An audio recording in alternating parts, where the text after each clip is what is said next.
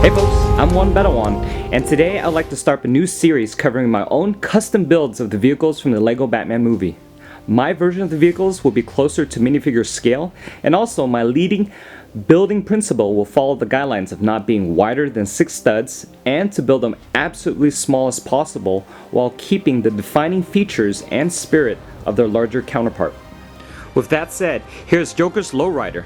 I'm extremely happy with how this turned out. My biggest concern while building it was not being able to faithfully recreate the front end of the vehicle, but I think it turned out well. I did have to lose the V-grilled shaping in the front, but I think that's okay. I still have the single grilled piece to simulate that area. Everything else in the front is pretty much shrunken down and condensed. And I'm happy to say the gold chicken hood ornament hasn't left. And even if it's too large for the scale, it almost looks okay in kind of a comical sense. I could have easily added the windshield wipers, but decided to opt out just for a bit of a cleaner look. Joker's horn is recreated exactly the same piece by piece, and it's positioned at a convenient spot for the Joker.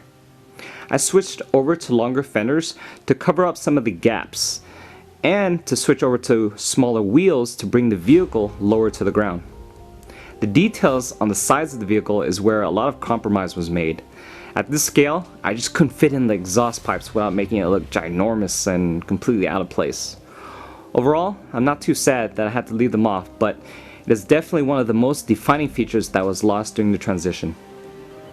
The convertible trim is simplified using less pieces, but is still in the lime green color.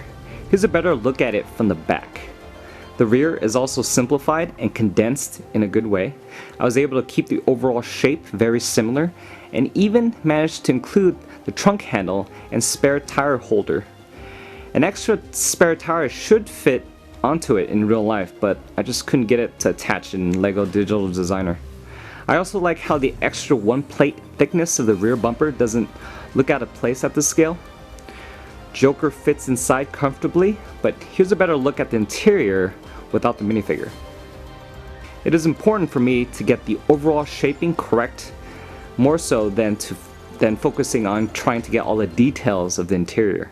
With that said though, I was able to get the white seat partially in and the sound system in. The sound system isn't configured exactly the same, but there's speakers, tweeters, and the 1x2 slope represents an amplifier. I also have a basic steering wheel for the Joker to take control of his vehicle. The other compromise was losing the simulated hydraulics that allowed the original vehicle to be raised and lowered. It would have been extremely difficult to build some sort of replacement system for this at this scale. Also, I really don't mind losing it either. I actually just prefer it at the standard ride height. Here's a side-by-side look with the original build. As you can already tell, it's significantly smaller. The Joker's Lowrider was my first facelift attempt, and it's still my favorite due to the simplicity and practicality in the design. Here's a sneak peek at some of the other scaled down versions of the LEGO Batman movie vehicles that I'll be doing reviews of.